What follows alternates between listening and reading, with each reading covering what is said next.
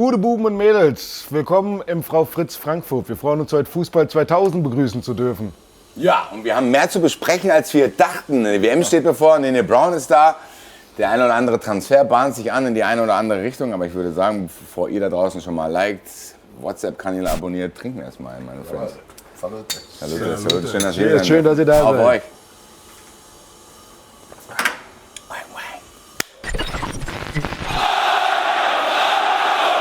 Fußball 2000, lockere Sommerfolge hier. Ich freue mich wieder mit euch am Start zu sein, liebe Leute. Und es ist ja tatsächlich so, wir haben eigentlich gedacht, passiert nichts. Es passiert schon ein bisschen was bei der Frankfurter Eintracht. Und lieber Phil, ich habe jetzt gelesen, es sind potenziell einige Abgänge am Start. Es wird viel gerüchtet bei der Eintracht. Potenziell könnte Barouja wechseln. Da ist wohl England interessiert, Tottenham Hotspur habe ich gelesen. Über Larsson wird auch viel gesprochen. Lieber Phil, droht der Eintracht ein Ausverkauf im Sommer?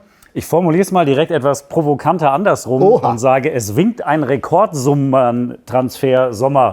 Schwieriges zusammengesetztes Hauptwort. Ja, ich verstehe, was du meinst. Sprache, okay, wenn die Message rüberkam, dann ist schon mal ganz gut. Ja. Also tatsächlich, ich glaube, wir werden einen sehr wilden Transfersommer sehen. Das war jetzt aber, oder kommt jetzt nicht völlig überraschend. Das haben wir die letzten Wochen ja ohnehin schon permanent gedacht, gesagt, gehört. Die Eintracht muss einiges erwirtschaften. Das Schöne ist, der Markt ist da für einige Spieler, auch nach dieser Saison, trotz dieser Saison. Und du hast jetzt Barouja beispielsweise genannt und Larsson, aber wir gucken auf die WM, wir gucken auf Nene Brown, wir gucken auf Can Uzun. Also wahnsinnig viel Dynamik momentan drin und das wird ein spannender Sommer. Ist es eigentlich jetzt schon? Du bist ein bisschen fies, weil du nennst natürlich die Namen, bei denen ich gar nicht will, dass sie gehen. Ja, und da habe ich extra Barouja oder vielleicht Larsson genannt. Das will keiner von uns. Ja, da habe ich dann gedacht, okay, darüber könnte ich spekulieren, darüber könnte ich nachdenken. Theater ist auch so eine Personalie, wo ich sagen würde, ich würde mich breitschlagen lassen. Basti, wie sieht es bei dir da aus? Ja, ich habe ähnliche Befürchtungen gehabt, was diesen Sommer betrifft. Wobei ich glaube, ich sagen muss, dass Befürchtungen so wenig wie eh und je zählt. Weißt du, was ich meine? Also früher hatte man immer Angst im Sommer. Man hat gedacht, oh, hoffentlich bleibt der, hoffentlich bleibt der, hoffentlich bleibt der. Beim diesen Sommer ist es so ein bisschen so, dass ich sagen muss, bei dem einen oder anderen bin ich vielleicht auch gar nicht traurig, wenn er viel Geld erwirtschaftet und die Eintracht dann sich ein gewisses Polster erarbeiten kann und man das Gefühl hat, mit dem Geld kann Adi Hütter dann eventuell seine Vorstellungen so ein bisschen umsetzen. Aber du hast es gerade auch natürlich gesagt, bei Brown und Uzun, das wären schon zwei Abgänge, die wehtun. Bei Brown hat man sich eher länger drauf eingestellt. Bei Uzun, muss ich sagen, könnte das zu so einem emotionalen Streitfall werden. Weil man ja schon das Gefühl hat, ey, eigentlich müsste man um den endlich mal so eine Offensive herumbauen und den jetzt nicht schon verkaufen, weil da auch Summen momentan rumgeistern, die würden mir zum Beispiel nicht ausreichen. Can Uzun, wirklich die Nummer, wo du sagst, ist es nicht emotional, dann wird es nicht uns wehtun, weil Can Uzun ist natürlich der Spieler, genau du sagst es, um den herum könnte auch ein Adi Hütter vielleicht was aufbauen. Und wenn du den jetzt gehen lässt, das wäre natürlich ein Kicker. Ja, vor allen Dingen, er ist ja genau der Spielertyp, der das verkörpert, was wir über weite Strecken auch vermisst haben. Auch diese Gradlinigkeit, ne? diese Torgefahr und diese Ausstrahlung, die der auch hat, ein bisschen mehr so in diesem Brust raus und sagen, ja, kommt, ich schieße trotzdem Tor, ne? So in diese Richtung. Und er würde unter Adi Hütter sehr gut funktionieren. Das ist, glaube ich, ein Spieler, der extrem profitieren würde von diesem Trainer. Und natürlich hatten wir alle ein bisschen im Kopf, wir bauen diese neue Mannschaft gedanklich um Can Uzun auf und rum. Aber, und auch das hat Markus Krösche ja, genauso wie Axel Hellmann in den ganzen Saisonbilanz, Abschluss, Pressekonferenz, auch wieder zusammengesetzte Hauptleute. Aber er läuft. Ja, er läuft jetzt. Ich komme langsam rein. Auch da wurde das ja nochmal gesagt, unter bestimmten Bedingungen ist es halt alternativlos. Ja? Und das ist halt nach wie vor auch das Geschäftsprinzip von Eintracht Frankfurt. Auch das ist alternativlos. Und natürlich möchte ich, dass Can Uzun mindestens noch ein Jahr bei uns spielt, ja? Und dementsprechend auch performt. Und das würde er definitiv unter Adi Hütter.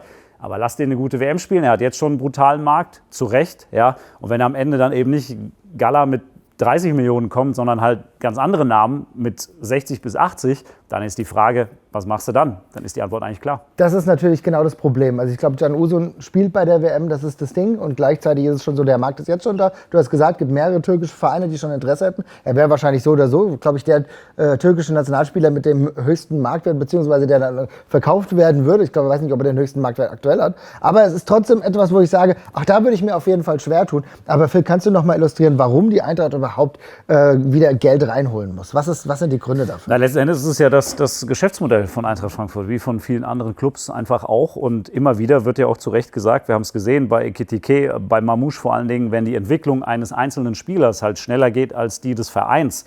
Und momentan nach der Saison ist da ja die Fallhöhe noch mal deutlich geringer, weil der Verein sich jetzt halt nicht so weit entwickelt hat, wie vielleicht mancher Spieler das getan hat, leider in der letzten Saison, sondern eher 2 Schritte zurück gemacht hat. Dann ist das eben allein schon aus wirtschaftlicher Vernunft geboten, dass Eintracht Frankfurt eben auch nicht irgendwann rausdroppt, sondern dieses finanzielle Fundament hat, um halt auch weiterhin attraktiv sein zu können, um in diesem Regal, wo du die Browns und Usuns geholt hast, auch weiterhin einkaufen zu können. Und ja, im Endeffekt sehen wir natürlich genau, du könntest natürlich auch wieder neue Spieler holen, wenn du einige veräußerst. Wir haben immer noch die Kalimuendo-Sache, die scheint noch nicht komplett durch zu sein. Ne? Und dann gleichzeitig ist es aber auch so, es gibt Spieler wie Footcoy, die wieder zur Eintracht zurückkehren, weil wir die Rückkaufoption geholt haben, aber trotzdem gezogen haben. Aber trotzdem scheint es nicht so zu sein, als wäre der ernsthaft eine Option und spielen da wahrscheinlich auch 5 bis 6 Millionen rein. Also mit diesem Gesamtkonglomerat, wenn wir Theat verkaufen, dann Footcoy, dann könnte es zumindest für Kalimuendo vielleicht reichen. Ja, das hoffe ich ehrlich gesagt, dass zumindest Kalimuendo bei dieser ganzen Rechnerei mit abfällt. Also, dass du das Gefühl hast, okay, du hast es gesagt, die Eintracht muss ja scheinbar im Sommer irgendwie immer einen gewissen Betrag erwirtschaften, um bei Null zu sein. Und dann über diesen Betrag fängt es an, interessant zu werden, wo du dann selber wieder reinvestieren kannst. Und das ist das Einzige, was mich das Ganze ein bisschen aushalten lässt. Zu sagen, ey, man findet sich ja mittlerweile schon mit ab. Ich meine, es gab diese Szene, erinnert euch an Etikette damals, der schießt in Tottenham dieses Tor, du weißt genau, der ist weg. Ja.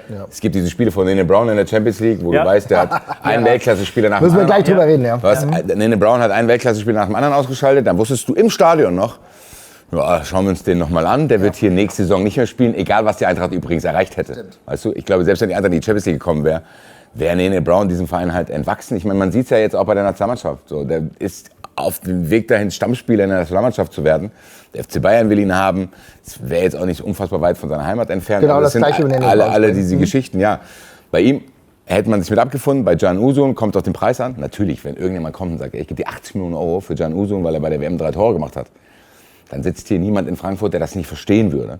Gleichzeitig musst du eine positive Story auf der anderen Seite erzählen, wo du weißt, okay, wenn XY geht und wieder ein emotionaler Anker rausgerissen wird, wie es in den letzten Jahren immer war, wenn du da zumindest Kalimuendo mit verpflichten könntest. Genau, das ist aber genau der Anker, ja. Das ist ja genau das Ding. Und wenn du dann noch einen spielstarken Sechser endlich dazu holst. Gut, also ganz ehrlich, Phil. Sechser sagen wir schon seit Ewigkeiten. Also lass uns das mal beiseite schieben. Nein, will ich Lass nicht. uns erstmal über den Sechser sprechen, wenn er da ist. Das hat in der Vergangenheit auch Pech gebracht, dass wir ständig über den Sechser gesprochen haben und der Wir kam wurden nie. geghostet. Ja, aber es ist schon absurd, dass wir immer über Sechser sprechen. Das passiert nichts, das muss man schon sagen. Ich wäre aber trotzdem bei dir. Wenn wir mit dem Sechser geködert werden, würde es auf jeden Fall helfen. Und Kalimuendo. Und Kalimuendo. Ich wollte gerade sagen, lass mal bei Kalimuendo bleiben, den du gerade angesprochen hast.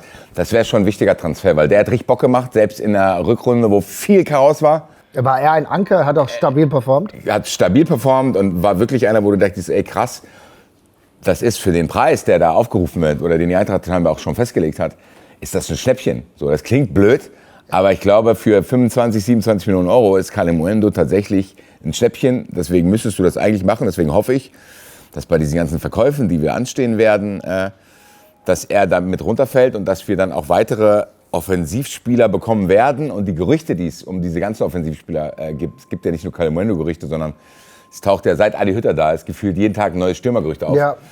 Also ich hoffe, dass zumindest dann in der Offensive neue Spieler kommen für das Geld und dass du nicht zu konservativ wirtschaftest, was das betrifft. Hoffe ich tatsächlich auch. Was natürlich auch positiv mit reinwirken kann, ist die Sache, dass Wahi in Frankreich zuletzt wirklich performt hat. War maßgeblich daran beteiligt, dass sein Verein nicht abgestiegen ist. Dass Aber würdest du den dann verkaufen oder behalten? Ich würde ihn tatsächlich verkaufen, weil ich nicht das Gefühl habe, dass das Experiment in Frankfurt noch funktionieren kann. Überraschung. Ja, genau. Willst du auch näher begründen, was ist dein Gefühl zu Wahi? Ich glaube, die Geschichte hat nie funktioniert und das so künstlich wiederzubeleben und zu sagen, jetzt hat er mal wieder ein halbes Jahr funktioniert. Der wird bei der WM offenbar beim deutschen Gruppengegner Elfenbeinküste auch starten, da vorne drin. Die haben gerade Frankreich geschlagen. Darf man nicht Da hat er auch gut mitgespielt. Lass den wirklich mal, und die Elfenbeinküste ist für mich mit die stärkste afrikanische Mannschaft, lass den eine gute WM spielen. Und dann hast du einen doppelt- und dreifachen Markt. Und das ist wirklich so ein paar Geschichten nach dieser Saison, die sich so ergeben haben, auch aus Sicht der Eintracht, ist wirklich gar nicht schlecht. Wahi, für mich ist die Geschichte hier auserzählt. Ja. Er hat sich auch ein bisschen despektierlich geäußert über seine Zeit. Ich glaube, das ist einfach kein Match. Das muss man manchmal akzeptieren. Ja. Manchmal passt es nicht im Leben. Ja, und wenn du dann für beide Seiten eine gute Lösung findest, Wahi geht irgendwo hin, worauf er Bock hat, und die Eintracht kriegt halbwegs die Kohle wieder zurück. Überleg mal, denk mal ein halbes Jahr zurück, wo wir gedacht haben, was machen wir denn Auf jetzt? jeden Fall. Ja, größter Fehleinkauf der Vereinsgeschichte. Irgendwo nach Saudi-Arabien verscherbeln, hoffen, dass jemand noch irgendwie 8 oder vielleicht 10 Millionen Euro zahlt. War ja im Winter die Diskussion.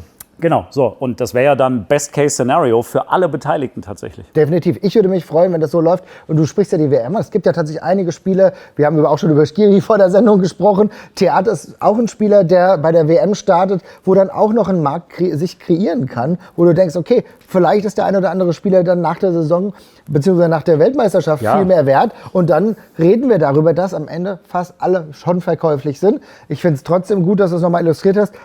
Can Uzun wäre so ein emotionaler Anker, bei dem man sagen müsste, es gibt ja nicht so viele. Genau, bei Can Uzun würde ich tatsächlich sagen, egal wie viel Geld ich erwirtschaften muss oder egal was für Angebote da kommen, das würde ich als letztes in Betracht ziehen, um gewisse Summen zu erreichen.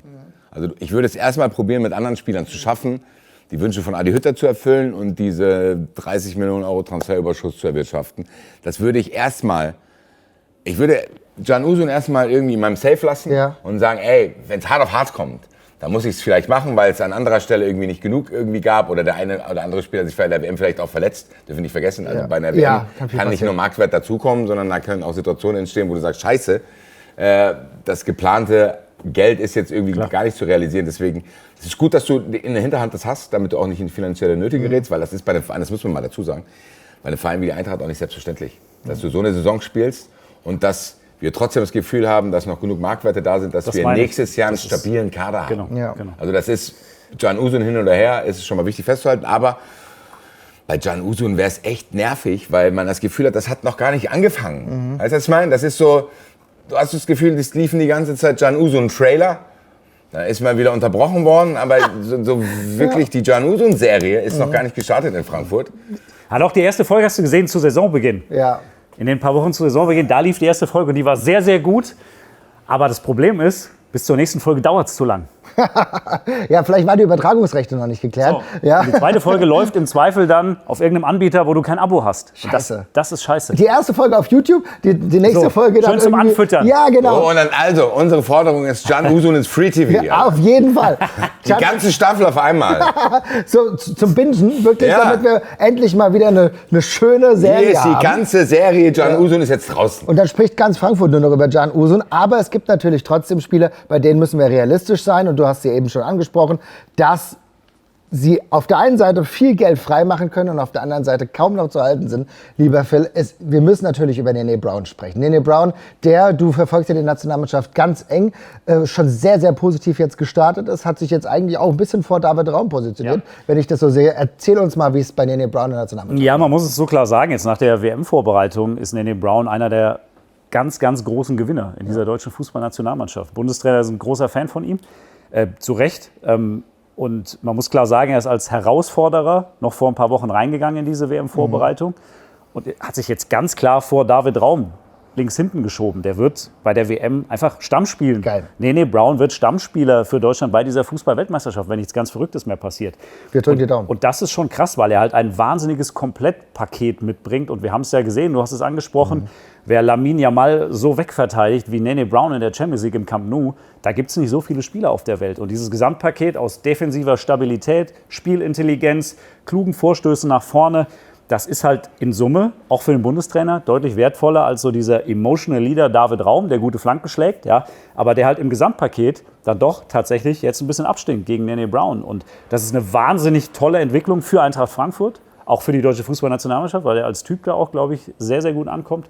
Und ich freue mich total auf das, was Nene bei der WM hoffentlich zeigen wird, weil und aus Eintracht-Sicht, und jetzt kommen wir wieder auf diese Marktwertdiskussion, kannst du ja völlig entspannt sein.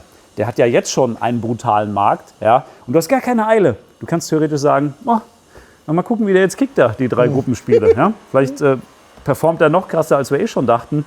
Und dann ist vielleicht nicht nur der FC Bayern dran, sondern dann kommt vielleicht irgendwann nochmal der FC Barcelona zurück ins Game und sagt, wenn die Bayern drin sind, sind wir jetzt auch wieder mit drin. Also ist eigentlich für die Eintracht eine überragende Gesamtsituation. Und für Nene natürlich, das dürfen wir nicht vergessen, persönlich eine Wahnsinnsgeschichte. Eine Wahnsinnsgeschichte, aber man muss wirklich sagen, das hat er sich auch unfassbar verdient. Ja. Also ein Spieler mit einer großen Sympathie, auch damals in Frankfurt angekommen, performt, ist ein super sympathischer Kerl, der auch mit den Fans gut ankam, der mit den Fans gut interagiert hat und jetzt in der Nationalmannschaft halt auch dort wunderbar performt. Aber ganz ehrlich, diese Fähigkeiten, die er hat, die haben nicht viele Spieler in der Bundesliga. Die haben auch nicht viele Fähigkeiten, viele Menschen in Deutschland. Insofern freue ich mich. Aber Basti, wie ist das für dich?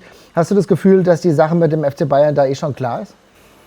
Es würde zumindest Sinn machen. Ich glaube, der FC Bayern kann sich da auch eine Baustelle schließen über die nächsten Jahre. Das wird wahrscheinlich der Stamm-Außenverteidiger in der Nationalmannschaft werden. Das könnte der Stamm-Außenverteidiger beim FC Bayern werden. Und ich glaube, für Nene Brown wäre das auch eine geile Sache. Also dann wäre der Schritt vielleicht auch nicht zu groß, weil ich glaube, er kennt die Bundesliga. Beim FC Bayern ist auch Bedarf da. Ich glaube, das ist einfach für ihn auch eine geile Geschichte. Ich glaube, der kommt 2 Stunden entfernt, ist aufgewachsen von Franke. Von München, der ist Franke. Das ist jetzt, ich weiß, die Leute wollen das nicht hören, aber das ist für mich das Gleiche. Spaß. Liebe Leute, schreibt mal in die Kommentare, ihr ist Franken. für, Das ist tut für, mir für leid. euch Franken Nein, und was ich sagen der will, Rest Bayerns das Gleiche. Was ich sagen will, das ist jetzt keine 600 Kilometer von seinem Geburtsort entfernt, sag ich mal. Und der FC Bayern ist trotzdem Top 4 in Europa. Und ich habe so das Gefühl, bei Nene Brown ist es wie bei Omar Mamouche, ich gönne dem irgendwie alles, weißt du? Es gibt ja Spieler, wo du sagst, ey, warum gehst du jetzt dahin? Dann hat man irgendwie so eine Art Groll schon so fast, weil die Art und Weise vielleicht auch nicht passt. Bei Nene Brown ist bei mir nicht eine negative Emotion, was das betrifft. Weißt du, es ist nicht einmal, dass ich sage, ey, jetzt bleib doch noch mal ein Jahr. Es ist nicht einmal, wie kannst du nur zum FC Bayern gehen? Es ist keine Negativität da, man hat sich damit abgefunden, man gönnt diesem Typen alles.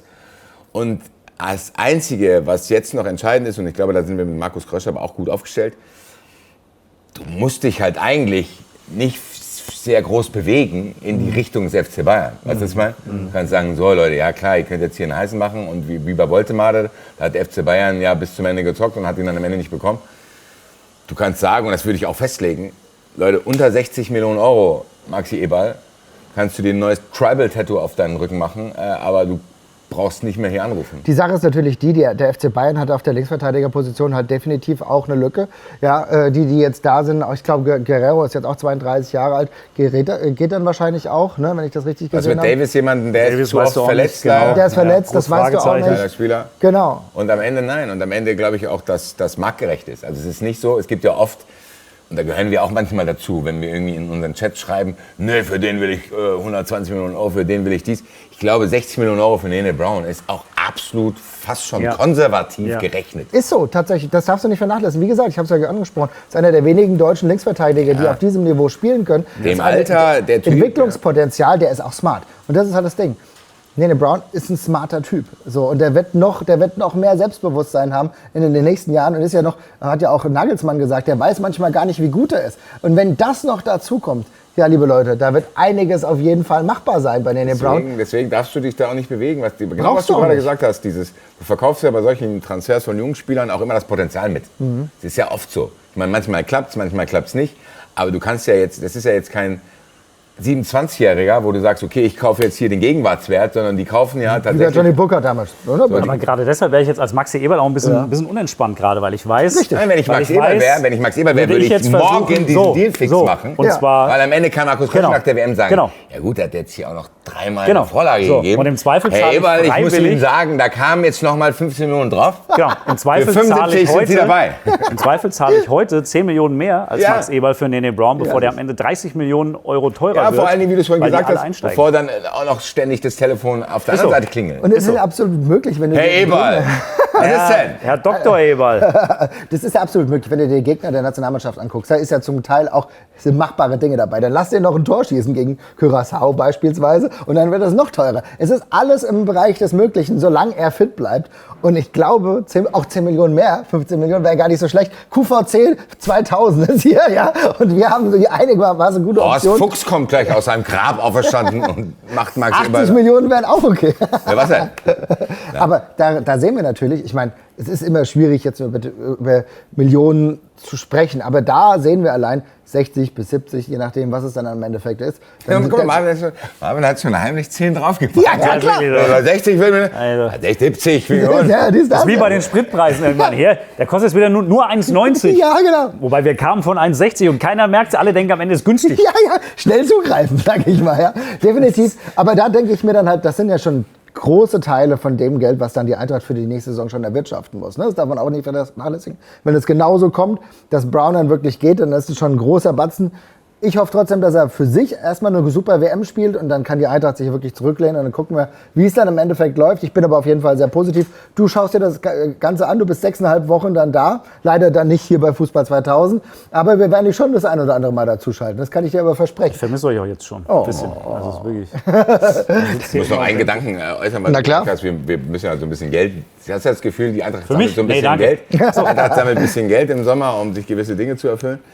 Ganz ehrlich, du hast vorhin diesen Bericht angesprochen mit Bahoya am Anfang. Ja. Wenn jemand 70 Millionen Euro für Jean-Matteo Bahoya zahlt, ich glaube, ich würde persönlich Logistikleistungen anbieten, um den Spieler an den Ort zu bringen. Ich meine, ich mag den Spieler, ich mag den Spielertyp, aber wenn das stimmt, dass irgendjemand sagt, ich gebe euch 70 Millionen Euro für Jean-Matteo Bahoya. Meinst du, es wären 70? Also, er hat auf jeden Fall einen größeren Markt, als man nach der Rückrunde gedacht hätte. Ja, man muss auch eine Sache bei ihm dazu sagen. So schlecht war der übrigens gar nicht. Genau, ich wollte gerade sagen, bei Bahoya war es tatsächlich so, dass der in vielen Flagship-Spielen abgekackt ist und dass man dann irgendwie diesen Bias hatte, überragend Kack-Saison Die Stats sind tatsächlich noch. Genau, aber ich glaube, dass in den Scouting-Laptops die Statistiken stehen, was Speed betrifft, was Pässe betrifft und da. Ich glaube, da kommt er gar nicht so schlecht weg, deswegen glaube ich schon, 70 ist vielleicht in dem Fall übertrieben, aber dass wir schon über 50 Millionen Euro bei dem sprechen können, gerade wenn es in die Premier League geht, wenn ich sehe, was die halt auch bereit wären,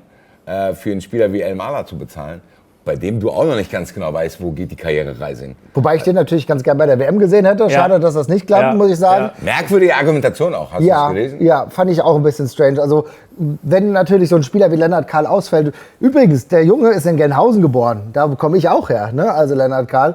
Ich hoffe, dass Deswegen ist er auch verletzt, weil du auch ständig verletzt bist. Genau, aber immerhin ist er nicht vom E-Scooter gefallen, wie ich die ganze Zeit. Also es hat gewisse Vorteile. Wer weiß. Nicht alles irgendwie Was nachzumachen. macht ihr da in Gelnhausen? Ja, was ist da los? Schreibt mal, liebe Gelnhäuser, schreibt mal in die Kommentare. Schreibt ihr mal wirklich in die Kommentare, wenn ihr einen verletzter Gelnhausen habt. Ja, genau. Yo, G-Town Boys. Kommt da rein in die Comments. Auf jeden Fall. Aber schade für Lennart Kahl. Gute Besserung an dieser Stelle. Ein bisschen merkwürdig mit El Mala, weil ich hätte ihn schon ganz gern gesehen. Komplett? Ja, nee, bin ich komplett bei dir. Also dieser Typ Tempodribbler fehlt dir jetzt halt komplett. Ja, und du hast mit Führig und El Mala hast du zwei Optionen, die beide eine gute Bundesliga-Saison gespielt haben. Ja. Und dann holst du eben mit Ouedraogo jemanden, wo du denkst, wen? Ne? Im ersten Moment. Wenig Das ist schon Startelf-Einsatz. geil. Ja, ja. Also Ouedraogo ist schon Aber geiler im Kicker. Vergleich zu dem, was die anderen beiden in der Saison gezeigt haben, muss man ehrlicherweise sagen, ist das tatsächlich ein bisschen Da komisch. spiele ich Aber- den Gegenspieler. Ich sag euch, Said El Mala ist überschätzt. Aha, Und ich sage dir, Ouedraogo ist zu nah dran an diesem Musiala-Spielertyp. Du brauchst einen, der mit Speed 1 gegen 1 Situationen auflösen kann. Ihr Und der merkt, fehlt mir. ihr merkt, wir sind schon ein bisschen im sind im WM-Game, WM-Fieber. aber es macht ja auch Spaß.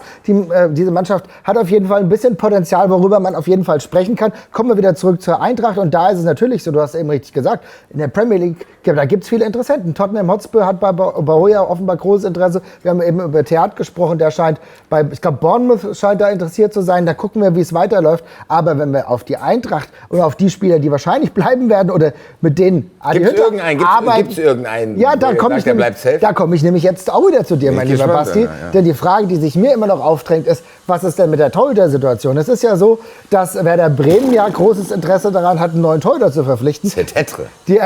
Was passiert mit Michael Et cetera. Zetetre? Ja, genau, Michael Zetetre. Etc. pp. Ja, genau. Ist das vielleicht Hast du den nicht schon mal gebracht? Ja, den vor 2 Wochen schon gebracht, aber ist ja nicht so schlimm. Ich Ja. lach immer noch. Ja, okay. Wie sieht's aus? Wie sieht's aus, Phil? Eben wolltest du noch nicht fragen. Ja, jetzt frage ich Phil. Die Dinge ändern sich. Die Dinge ändern sich ja manchmal. Selbst Böhm TV ist verwirrt. Ja, das ist mal okay. Phil, wie sieht's aus? Wie ist dein Gefühl bezüglich der Torhüter-Situation? Denkst du, da wird sich noch was ändern? Ja, Okay. Ja. Das war's. also das Ding ist, wir haben Adi Hütter Ja. und wir besuchen nicht nur eure Verwandten, sondern wir haben mit Adi Hütter einen Trainer, der tatsächlich auch jemand ist, der kommunikativ intern klar auftritt, der einen klaren Plan hat, klare Vorstellungen hat und der sagt, passt mir nicht, sehe ich so, sehe ich nicht so. Und das ist eine veränderte Situation im Vergleich zu dem, was wir unter dem sehr geschätzten Dino Topmöller hatten, weil die eben kommunikativ intern anders auftreten. So, das heißt, Markus Krösche muss sich jetzt mit dem auseinandersetzen, der sagt, nee, machen wir nicht so. Sondern wir machen das jetzt so, wie ich möchte. Und das wird durchaus... Was ja vielleicht auch mal ganz gut. Genau. Tatsache. Ich sage auch gar nicht, dass das schlecht ist, sondern das kann ja extrem hilfreich sein in klar. vielerlei Hinsicht. Ne? Und auf der Torhüterposition, was man hört, ist es tatsächlich so, dass, und da kann man ja argumentativ durchaus mitgehen mit Adi Hütter, dass der nicht komplett davon überzeugt sein soll. dass es mit dieser Aufstellung und mit dieser qualitativen Tiefe im Tor, dass das so eine gute Idee ist, in die neue Saison zu gehen. Und das kann man, wie gesagt, da kann man durchaus mitgehen. Das ist halt die Frage, was machst du dann? Das wird die Aufgabe von Krösche sein. Wir könnten eigentlich nur spekulieren, aber es ist natürlich so, dass Atobolo hat sich offenbar verschätzt. Im Zweifel würde ich den auch nehmen, aber ich glaube, der ist ein bisschen zu teuer, lieber Basti. Das können wir nicht machen. Ja, genau. Nübel wahrscheinlich auch zu teuer. Es gibt ja schon den einen oder anderen Spieler. Tjag Ernst finde ich gar nicht so schlecht von der Hertha. Aber dann kommen wir in den Bereich der Grüße Spekulatius. an den Papa. Genau, Thomas Ernst, früher genau, bester Mann. Früher auch Spieler, genau, bei der Eintracht gewesen. Fußball 2000. Gibt's Annäherungen im Endeffekt. Aber Basti, du guckst sehr skeptisch und willst darüber gar nicht so viel spekulieren, schätze ich. Ich finde gut, dass es zumindest Spekulationen gibt, ehrlich gesagt. Also, weil du hast es schon gesagt, diese Torwartposition ist jetzt seit längerer Zeit so eine Wackelposition, wo es immer hin und her ging, wo du nie ganz greifen konntest und wo man auch das Gefühl hatte, dass das zur Unruhe in der ganzen Abwehr beigetragen hat, weil sich da irgendwie keine Abläufe einspielen konnten. Deswegen muss man gucken. Ich würde es nicht entscheiden wollen, sagen wir es mal so. Ich würde nicht entscheiden wollen, ob man diesen Santos-Gamble ein weiteres Mal macht. Keine Ahnung. Und ich sag auch dir wirklich keine Ahnung. Ich habe weder für die eine noch für die andere Seite jetzt irgendwie so eine definitive Meinung. Ich finde es unglaublich schwierig. Weil man hat gesehen, was Santos können könnte. Man hat aber auch gesehen, was Santos manchmal kann. Man hat auch manchmal Santos nicht gesehen, weil er verletzt war. Also es gibt sehr viele Fragezeichen, was Carlos Santos betrifft. Das Einzige, was ich dir definitiv sagen kann, und das meine ich auch fast ohne Hate, Cetera ist keine Nummer 1. Punkt. Also zumindest für einen Verein wie die Eintracht nicht. Gehe ich tatsächlich mit. Tut mir leid. Und Also, alles Weitere müssen wir sehen, im Endeffekt. am Ende wird es auch davon abhängen, ob nicht eventuell ein Engländer 22 Millionen Euro mehr zahlt, als du vielleicht eingeplant hast. Wir wissen ja, wie er überhitzt Genau. dieser Premier League-Markt ist. Genau. Wenn du dann plötzlich für einen Spieler 40 statt 20 kriegst, Ja. dann sind ja dann vielleicht auch gewisse Budgets frei, wo du sagen kannst, okay, dann kann ich Adi Hütter, wenn er denn den Wunsch hat, nach einem Torwart erfüllen. Und dann ist es so, aber im Endeffekt, und das habe ich die ganz letzte Mal, und dabei bleibe ich jetzt auch, was diese Position betrifft, am Ende ist es wichtig, dass alle damit fein sind, weißt du? Es darf keine Situation entstehen, in denen du Adi Hütter dazu zwingst, gewisse Dinge irgendwie so zu machen, weil du ihm keinen holst, der unzufrieden ist und eventuell an gewissen Stellen seine Vorstellung nicht umsetzen kann. Wisst ihr, was ich meine? Ja. Also das Wichtigste bei der Torhüterposition ist nicht das, was wir denken, sondern das, was der Trainer haben will. Weil ich einfach will, dass alle mit einer Stimme und alle zufrieden miteinander sprechen und dann gib ihm. Das ist ganz wichtig, dass in dieser Saison Sommerpause mehr Ruhe herrscht, als es im letzten Jahr der Fall war. Es ist ja auch so, dass du dein Trainingslager jetzt schon geändert hast, dass du nicht in den USA bist, sondern dass du in Österreich wieder unterwegs bist. Das hat ja letzten Nein, Jahr, Deutschland schon. Deutschland schon. Chiemsee, aber naja, nah dran, nah dran. Ja, gut. Ja, genau. Fast. Bayern. Das Bayern, Ding ist, Franken, Österreich, alles dasselbe, oder? ich kann mir den Basti? Urlaub eh nicht leisten. Ja, also insofern. Eintracht Frankfurt.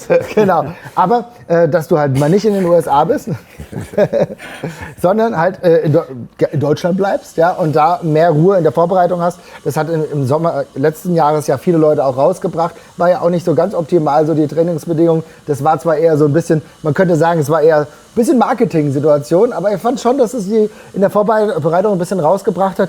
Jetzt bleibt das dabei, jetzt müssen wir gucken, wie es weitergeht. Ich bin auf jeden Fall sehr gespannt, wir werden es mit Fußball 2000 weiter beleuchten. Und du hast aber Adi Hütter angesprochen, du hast mit Adi Hütter, der ist jetzt neu da, hat eine klare Kommunikation und wer jemand vielleicht sein könnte, der ein bisschen, wie soll ich sagen, ein bisschen auf Schmusekurs ist, wird dann Alex Meyer sein als neuer Co-Trainer, oder? Ja, überraschende Personalie. Viele Leute freuen sich. Bin gespannt. Wir sind alle gespannt. Nach dem Exkurs für ihn als Cheftrainer hat es ja leider nicht so funktioniert. Bin mal sehr gespannt, wie das als Co-Trainer dann ist. Schreibt doch mal in die Kommentare, was euer Take zu Alex Meyer auf jeden Fall ist. Worüber ich mich gefreut habe, unter anderem, dass die sich gefreut haben, der Verein. Und zwar DFB-Pokal, Auslosung, da haben wir eine ganz interessante Option bekommen. Ich habe immer St. Tönnies gesagt, aber stimmt ja nicht. Der SC St. Tönnies im Nordrheinischen unterwegs, 5. Liga. Die haben sich auf jeden Fall sehr gefreut, dass sie die Frankfurter Eintracht gezogen bekommen haben, so am Wochenende des 22. August. Auf jeden Fall ein machbares Los. Aber ich glaube, wir sollten alle mal Richtung Nordrhein-Westfalen fahren, oder? Klingt doch ganz geil. Ich habe das Gefühl, dass wir alle nach Mannheim fahren sollten, tatsächlich. Also. Mannheim ist das eigentliche Come on, Topspiel Frankfurt dieser- und Mannheim, Kampfsport und Brandwein, Alter. Scheiß Kaiserslautern. Das absolute Highlight-Spiel der Pokal. Wahnsinn. Mannheim-Lautern ist ja Weltklasse. Das ist ja sensationell. Da freue ich mich auch schon drauf. Ja. Ansonsten, gut, die werden in Krefeld wahrscheinlich spielen. Grotenburg, Kampfbahn. Ja, Das ist auch so ein bisschen alte Oldschool-Bundesliga-Vibes und ein dankbares, machbares Los für die erste Runde. Weil wir denken zurück an Adi Hütter, damals in Ulm.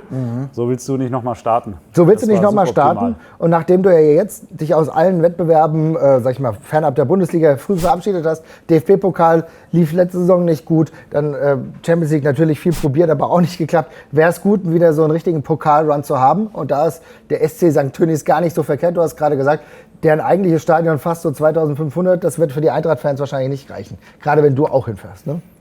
Ich muss gucken, wie ich Mannheim und dieses Spiel irgendwie miteinander kombinieren kann. Ja, aber Phil hat's gesagt. Ich glaube, es ist erstmal ganz gut, dass du reinstarten kannst, die erste Runde schon mal überstehen wirst. Also davon gehe ich jetzt einfach mal aus. Und dass du nicht irgendwie so einen Knacker hast, was wir die letzten Jahre oft hatten. Ja. Erinnert euch, wir mussten auch schon in Magdeburg starten, Ja. wo du wirklich dann auch direkt auf Strom sein musst. Also ich glaube, das ist ein entspanntes Los. Die freuen sich. Im Gegensatz zum Gegner, habt ihr das gesehen, wie der VfL Wolfsburg zugelost wurde und Nee. die Enttäuschung Nein. sehr groß war in Erzähl diesem mal. Vereinsheim. Erzähl mal. Ja gut, ich meine, es gibt ja diese Videos, Ja, die ja. quasi Reaction-Videos gezeigt werden, wenn die einen haben Dortmund gekriegt, sind ausgerastet, die anderen haben die Eintracht gekriegt, sind ausgerastet und dann ist irgendeiner Aber Wolfsburg gezogen und dann war es hier Nein. Wolfsburg und alle so, oh. Naja, liebe Grüße auch an meine Wolfsburg-Community, an meine Friends. Ja, das Heidenheim-Los muss wohl auch nicht so richtig gut angekommen sein. Also es gibt da unterschiedliche, aber bei der Eintracht waren es auf jeden Fall, beziehungsweise als Tönnies Forst, da ist ja der Ort, da waren sie auf jeden Fall alle freudig. Ich hatte auf jeden Fall Bock auf einen NRW-Trip und dann schauen wir mal, da geht es direkt weiter in die nächste Runde und dann gucken wir mal, ob diese Saison vielleicht wieder ein Pokaljahr werden könnte. Lieber Wäre Basti. nicht schlecht tatsächlich. Ja. Ich glaube, das wäre auch für emotionale Momente, die man so ein bisschen vermisst hat in der letzten Saison, ganz wichtig. Weil man hat ja auch gesehen, das haben wir auch schon bewiesen, du kannst mit diesen Pokalwettbewerben halt auch viele emotionale Dellen, die Bundesliga, die vielleicht an gewissen Stellen gibt, ausgleichen. Und im Endeffekt muss man ja sagen, wir hatten jetzt zuletzt Trainer, gut, da konnte sich Riera nicht so wirklich beweisen in Sachen Pokals, aber gerade diese Pokalsituation war unter Topmöller kaum so, wo du das Gefühl hattest, die Mannschaft kann Crunch-Time-Spiele. Und erinnern wir uns an Adi Hütter, da war das ein bisschen anders. Na klar, da sind wir unter anderem auch ausgeschieden im Halbfinale des UEFA Cups, aber auch nur ganz ärgerlich im Elfmeterschießen. Aber ansonsten war da immer was drin bei diesen Pokalspielen. Hat ja auch schon mehrere Pokale geholt. Also ich glaube, da haben wir diese Saison vielleicht eine andere Emotionalität, Phil. Ja, safe. Definitiv. Pokal kann uns wirklich mal wieder durch eine Saison tragen und sollte das auch tun. Dann schauen wir mal, wie es läuft. Lieber Phil, du bist jetzt 6,5 Wochen weg. Erläuter uns mal so ein bisschen deinen Weg. Was passiert, was steht an, wie können wir dich erreichen und wie können wir dich hören vielleicht? Ich komme natürlich über mein Mobiltelefon, also ihr zumindest, nicht erreichen. Hier, die Nummer blenden wir gerade jederzeit. Nein, ich weiß selber noch nicht genau meinen kompletten Weg durchs Turnier. Hängt auch ein bisschen von der deutschen Mannschaft ab. Ich darf 2 der ersten 3 deutschen Gruppenspiele auf jeden Fall übertragen in Houston und New York. Und alle Spiele übrigens live und in voller Länge zu hören im Audiostream über die Sportschau-App. Das ist der Service von uns vor Ort für alle, die hier nicht gucken können. Und ja, ich bin sehr gespannt. Es wird journalistisch, glaube ich, ein anspruchsvolles Turnier mit all den Themen, die da drumherum stehen. Politisch bis hin zu absurden Ticketpreisen, dem FIFA-Wahnsinn. Sportlich, glaube ich, wird es auch sehr spannend, weil es sehr offen ist. Also ich bin gespannt, wie die Mannschaften mit Klima, mit Hitze umgehen. Und ich habe auch so keinen ultimativen Top-Favoriten. Also Klasse, obvious irgendwie mit Spanien und Frankreich. Ja. Aber ich bin gespannt. Ich glaube, es wird offener, als wir alle denken. Und hast du einen Lieblingsgegner bezüglich der deutschen Nationalmannschaft? Auf welches Team freust du dich da besonders? Ich freue mich besonders auf das Spiel gegen Ecuador. Okay. Zum einen wegen William Pacho. Zum anderen ist das tatsächlich Südamerika-mäßig mit das Stärkste, was da dabei ist. Und dann hoffe ich und freue mich oder würde mich freuen über ein Achtelfinale gegen Frankreich oder Brasilien als Erster oder Zweiter. Dann aber wird es natürlich eventuell auch schon ein bisschen enger. Ja, für die gerade Jungs. gegen Frankreich, gegen Brasilien wissen wir noch nicht. Müssen wir Aber mal mit gucken. Nene Brown, ich meine, der wird so oder so den Starspieler da rausnehmen vorne. Also von daher, mit wir, Nene wird das laufen. wir sind sehr gespannt. Lieber Phil, viel Spaß. Vielen Dank. Wir hören uns. In 3 Tagen geht's los mit der Fußball-Weltmeisterschaft und es gibt unglaublich viele gute Dokus im Vorfeld. Eine legen wir euch von Fußball 2000 ganz besonders ans Herz.